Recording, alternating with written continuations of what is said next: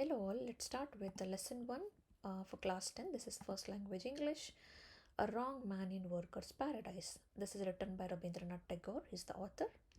So we have a pre-reading activity. If you have a garden, you grow not only coconuts, vegetables and fruits, but also roses. Why? Discuss in pairs and answer. So this is kind of a pre-activity or pre-reading activity. And in simple words, let's say if you have a garden, you grow not only useful things like coconuts, vegetables, and fruits, but also flowers like roses.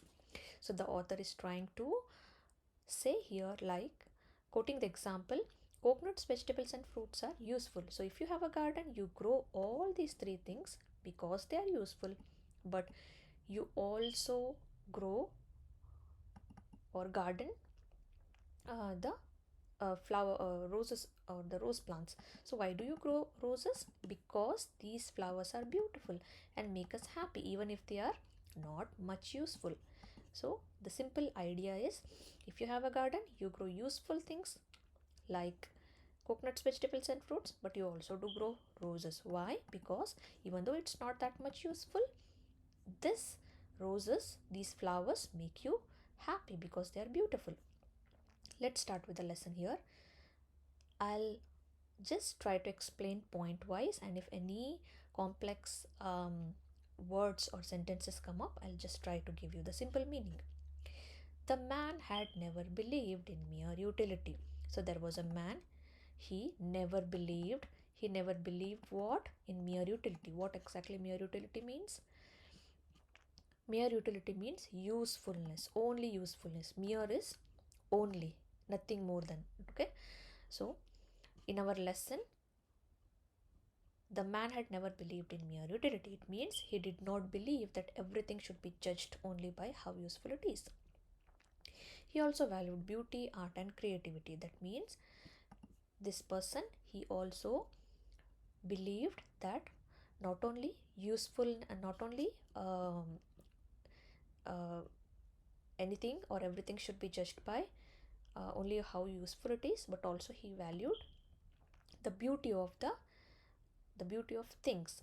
Especially he valued the beauty, and also he believed in the creativity. The second point, having had no useful work, he indulged in mad whims. So this man had no useful work. He used to not do any useful work. So he indulged meaning is involved. He was involved in mad whims. Whim means sudden desire. So I'll explain you the meaning of all of this in a bit. So this particular man had no useful work. He involved in mad or sudden desire. He made little pieces of sculpture, and which included men, women, castles, quaint earthen things dotted over with seashells. He painted, thus he wasted his time on all that was useless, needless. So this particular man, he was doing all the he was wasting his useful time doing all the useless and needless things. Like the author has given example that he made little pieces of sculpture, men, women, castles, quainter than things dotted over with seashells. People laughed at him because he was doing all the useless work. At times he vowed to shake off his whims, but they lingered in his mind. We'll come to this. So the man did not believe that everything must be useful. He had no real work, so he spent time doing strange and creative things. That's what the idea of these 2 points here. Now, what exactly means quaint earthen things dotted over with seashells? They have given here example, right? I'm just trying to explain in more clearer and simple words what exactly this means. This means quaint in the sense simple, unusual, a little old fashioned but attractive. Old fashioned thing, but it's kind of an attractive. So earthen things, objects made of clay or mud, dotted over with seashells, decorated here and where there were small seashells on top of it. So now in simple meaning we can say the small simple clay objects, right? Kind of clay pots made of mud, look pretty and were decorated with the seashells. So that's what it means, quaint earthen things. So earthen pots, clay pots, dotted over with seashells. So seashells were on top of it. So that's what he used to build. He painted them, and that's what he used to do. Now, wove to shake off his whims. There is a sentence right here, which means people laughed at him because he was doing all this useless work. At times he wove to shake off his whims. At times. So now, sometimes what he used to do, wove in the sense promised seriously. Wove, V-O-W is wove is a promise, right? So woved, promised seriously, shake off, get rid of, stop. Whims means sudden strange ideas or habits. So what he used to do, so he wove to shake off his whims. Sometimes he did promised strongly to do what? To get rid of or stop doing these sudden strange ideas or habits. He tried to do that. Now, but they lingered in his mind.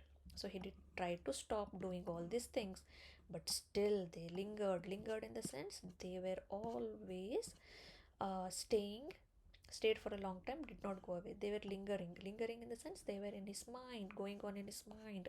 So those thoughts of doing all those things what he was building. Now, those thoughts stayed in his mind and did not leave.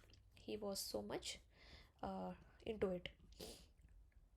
Third point, some boys seldom ply their books and yet pass their tests. This is kind of an example. A simpler thing happened to this man. So this author, he's trying to quote an example, something like this. What was that going on with this man was, he's trying to give an example. What that mean? So seldom ply means seldom is rarely, ply is work hard, keep doing. Seldom ply their books is they rarely study their books. So here in point number 3, he's saying, the author, some boys they study very less. Okay, so some boys seldom ply their books. Some boys they study very less, but still they pass their exams or tests. So similar thing was going on with this or happening with this man. Okay, he spent his earth life in useless work, and yet after his death, the gates of heaven opened wide for him.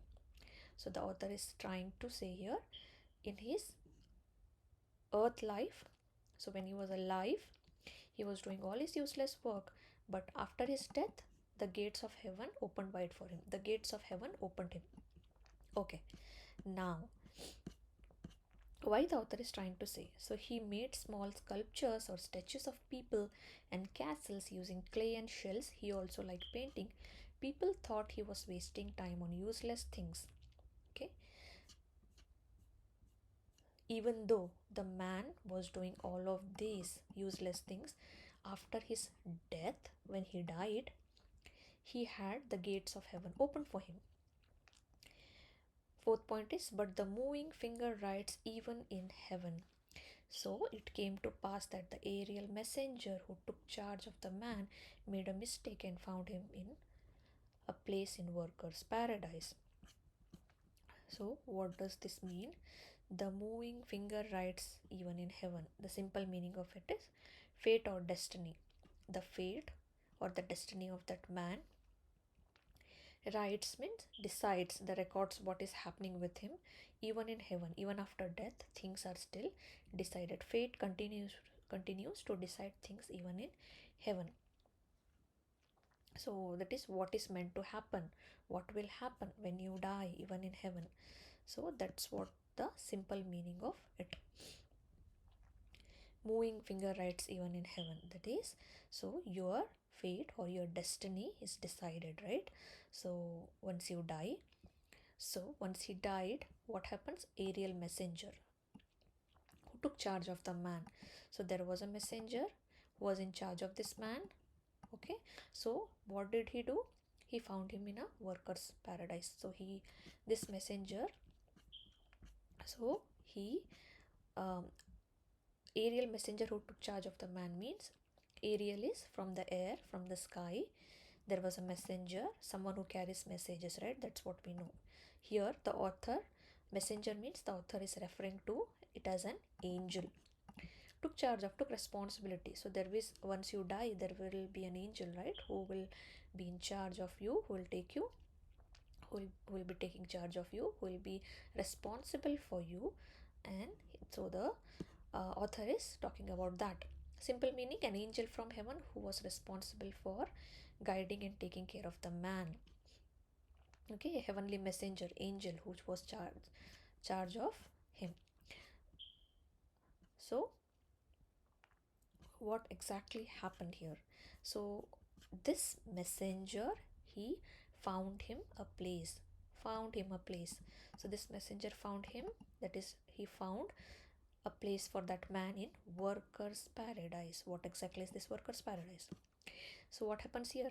He's saying in fifth point here, in this paradise you find everything except leisure. Leisure is what? Free time. Which means in this paradise everyone is working and working, so no one has leisure time. Leisure time is no one is free, no one is having free time. So the author continues here saying, here men say, God, we haven't a moment to spare. Women whisper, let's move on, time's flying, all exclaim. So men say, God, we haven't a moment to spare, that is, we don't have time here. Women are saying, let's move on, let's just try to do our work, time is very precious, we have our hands full. What does this mean? We have our hands full, which means we have lot of work to do. We make use of every single minute. They sigh complainingly, and yet those words make them happy and exalted. Now, so um, sometimes he decided to stop these habits, but he couldn't. Now, the meaning of exclaim here is to say something suddenly and loudly, often with strong feeling. The people exclaim, they said, right? In point number um, sixth here, exclaim we have read. Men said, we haven't a moment to spare, and women whispered, let's move on, time's flying. All exclaim in the sense, um, they are just trying to say it loudly. She exclaimed, he exclaimed. So that's kind of a sentence, something said very loudly or suddenly with strong feeling. Exalted is feeling very happy, proud, or important. People feel exalted because they think being busy all the time makes them important. Feeling very proud and happy. So this men and women here are saying that we do not have a minute, a single minute. We our hands are full and we are so much busy. The people of that particular workers paradise are saying this, what they are, but these words are making them happy and exalted. These words are making them proud. So this is what we have in our today's video, 6 points with all the meanings um, of the complex sentences and the complex words. Please let me know if you need more detailed explanation or more detailed meaning of any of the words, sentences in the comment section. Thank you.